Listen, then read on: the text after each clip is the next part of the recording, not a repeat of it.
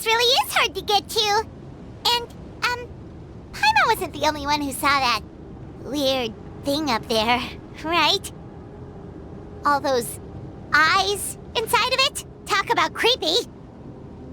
I believe that's how the ruler of death keeps an eye on Teyvat. Quick, this way. We're almost there.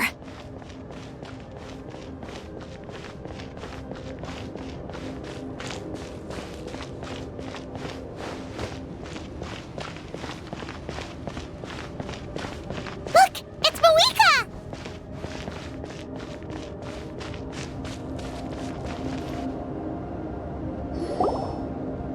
I have grown weary of the endless wait. The fate of this land is of no interest to me anymore. However, you humans managed to meet the expectations of the heavenly principles. For that result, you deserve praise. Moiga, as the price for using my power, I shall now bear witness to your death. And with you, the war that your nation has waged for more than 1,000 years shall meet its end. Mawika! You got here sooner than I expected. What are you doing? Closing the final chapter on the plan that has consumed Natlan for 500... No, for the entirety of our history. We've eradicated the Abyss from Natlan, but its power remains in worlds beyond Teyvat, tremendous and unyielding. Only by completely restoring the Night Kingdom can we defend against its corrosion in the long run. But the architect of the Night Kingdom is near her end. She lacks the power for such a task. And worse still, if her life force is depleted, the rules of Natlan disappear along with her. We have no need for the Ode of Resurrection right now, but it remains Natlan's strongest defense should the Abyss return one day. So, you're planning to... Yes. My plan is to once again place my life within the sacred flame. 500 years ago, I gave my life for the chance to be reborn in this era. A chance to see all my plans to completion. And now, to sustain the Lord of the Night, I will give my life once more. I respect your decision, Mawika. But this method requires an immense sacrifice. The flames of your life force are exceedingly strong. But a life sustained by fire is one destined to die out one day. What will you do then? I've thought about that. With the Abyss out of the picture for now, the Sacred Flame's power will be consumed at a much slower rate. My life force should be able to sustain it for another 200 or 300 years. Future Pyro-Archons will continue to seek new sources of fire. As long as Natlan's legacy endures, the Night Kingdom will survive, impervious to the Abyss. Once again, you place hope in the hands of the future. But the pilgrimage can replenish the power of the sacred flame. We can give it that meaning. Why shoulder this burden by yourself? Because I want the pilgrimage to change. The pilgrimage was an essential part of our struggle against the Abyss, a grand competition full of promise and glory. But it also chained our people to an inescapable destiny. Fear and anxiety have been our constant companions. We knew what the consequences would be if we laid down our arms. Morality left us with no other choice. And so, Natlan became the nation of war. This is where Xbalanque defeated the dragons and granted our people the liberation of their flesh. And now, in the same place, I have the chance to grant them the liberation of their spirit. There will be no war, only competition, one fueled by our dreams for the future rather than a desperate struggle for survival. A new future deserves a new meaning, a chance to take a definitive step forward. Very noble indeed.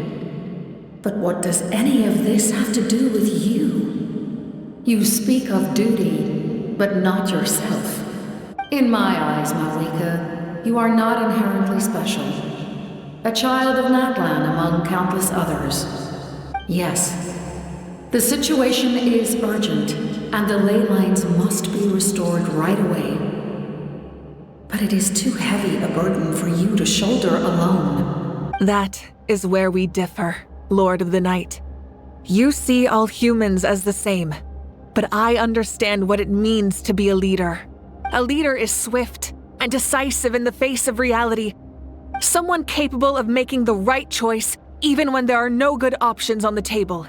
Sacrificing the remainder of my life to help Natlan overcome this crisis. That is the right choice. After all, leadership is built on the trust of ordinary people. Without them, there is no Archon. The people look to their leader to make the world a better place and stand up for them when it counts. For that reason, I must see my duty through to the very end. But what about you, Malika? You still haven't talked about what you want. Is it that unimportant to you? It's not important, Citlali. There is nothing more important than protecting the future we built together.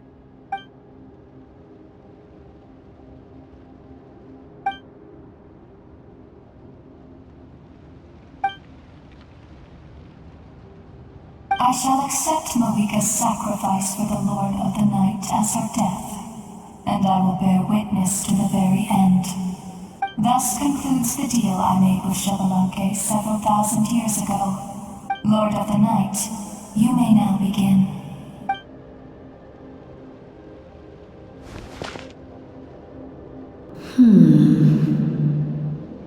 What are you waiting for? There is another who wishes to take part in the ceremony. And I cannot disregard their intentions. I must wait for them to arrive. Another? I was to bear witness to a death, and now the situation is increasingly tenuous. If the life of this second individual fails to meet my requirements, I fear I may lose my patience. Rest assured, his life will hold equal value. I am the helper of humanity, and I must always place their demands first, no matter who the human may be. Cumbersome. But there is nothing to be done. Such is the duty of an angel. Wait, this feeling. We made it.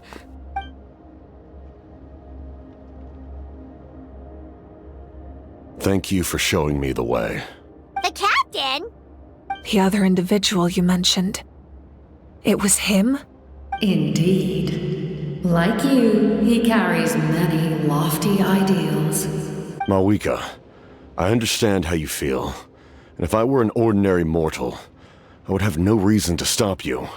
But like you, I've been waiting for this day for too long. And I can offer a better solution. You created this new future, and you deserve to guide its direction. Your life should not end here. But death is the end I have been trying to reach all along. I have come this far to use my death to open the gates of the ley lines to my people. Your people? That's right. They have been with me for the past 500 years. But how? Carrying that many souls within you? There's no way you could keep your consciousness intact. Besides, you weren't affected by the source mechanism like I was. Do you still remember the voice that you heard? It came from my heart. With the help of technology from Conria, my heart was modified to convert memories and souls from the ley lines into knowledge. As a result, I became extremely sensitive to souls, and developed the ability to sense their presence, much like yourself. After encountering countless lost souls during the disaster 500 years ago, I forsook the capacity for knowledge granted by the modification, and used my heart as a vessel instead. The lives of my comrades, as well as many Natlanese, have been stored here ever since. And you want to send them home? Yes. The ley lines will not accept them. But by merging my existence with the Lord of the Night, I can become master of the ley lines and change the rules entirely. He expressed this to me, and I agreed. The captain envisions a kinder and fairer set of rules for humanity. In addition, he aims to challenge the authority of the ruler of death. In a word, his goal is revenge. Revenge? After all, it's because of her that I bear the curse of immortality, the curse of absolute life. I now understand that which you seek. Then, bear witness to my resolve and hatred. The people of Conria committed grave sins, and for that, we were cursed to suffer endless physical torment, cursed to witness the demise of everything we held dear. But most of us were innocent. Most of us knew nothing of the Five Sinners' exploitation of abyssal power, myself included.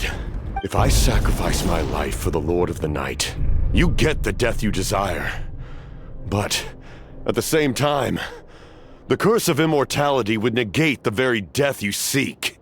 Left unresolved, that paradox could uproot the natural order of this world. Even you, great ruler of death, lack the capacity to bear the consequences of that outcome. Your curse is now the tool with which I will overturn the oppression of the gods. Forsake one of your rules. The choice is yours.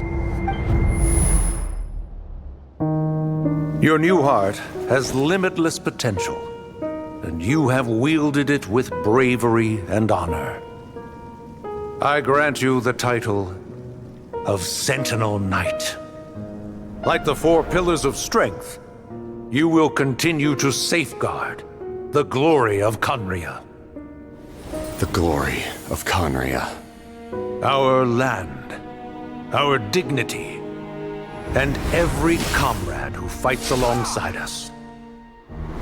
The Night Kingdom is almost destroyed. Our fallen soldiers, your comrades, they have nowhere to go. What are you doing? Are you taking all their souls with you? You're just an ordinary person. You can't bear that kind of burden. No hero should have to wander alone.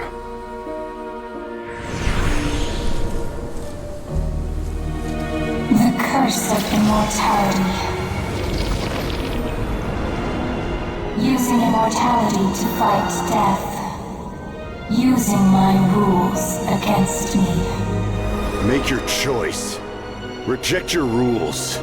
Or allow me to trigger the paradox. The curse of immortality must stand. Use it to fulfill your final wish.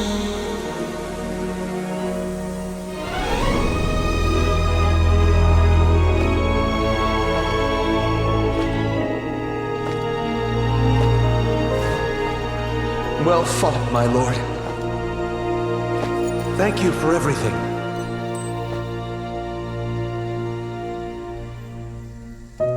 This time, let's go together. Yes. Let's go together.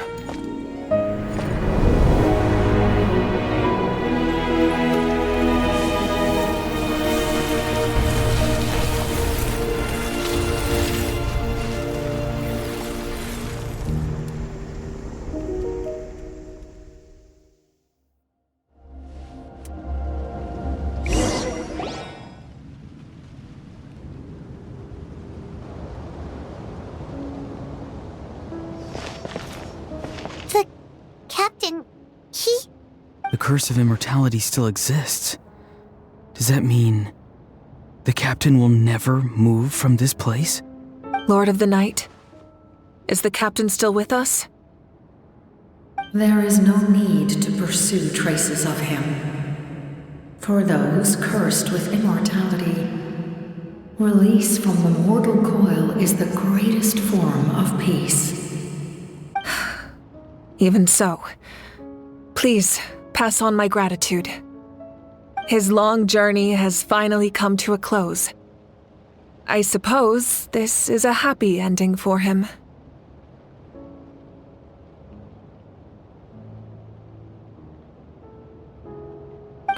I cannot imagine how much pain he endured over the past 500 years, or how much strength it took to never stray from his goal. There's something I've been trying to figure out. I don't think I ever saw him sleep. I tried to ask him about it on the way here, but he didn't answer. Just like always, he never talks about himself. It's probably due to the voices. When souls merge in a single being, their voices echo endlessly through the mind. Souls that retain memories of their death often scream and wail in despair. Considering the number of souls inside him, that effect would be even greater. So, over the past 500 years, he didn't sleep? At all? Without experiencing the curse of immortality, we will never truly know his agony. But I can see why his hatred for the ruler of death was so strong. In the end, he used that immortality to his advantage, and granted the Lord of the Night eternal life by fusing his existence with hers. Well fought, Captain.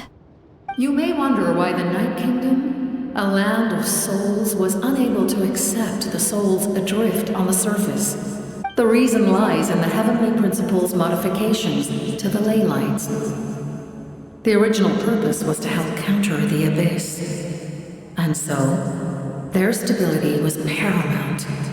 But at one point in time, Natlan's ley lines were decimated.